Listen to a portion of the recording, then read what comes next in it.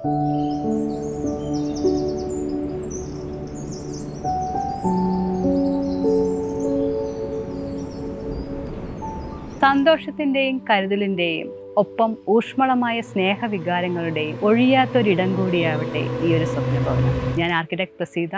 എല്ലാവർക്കും ഈ ഒരു സ്വപ്നഭവനത്തിൻ്റെ പ്രൊജക്ട് വീഡിയോയിലേക്ക് സ്വാഗതം.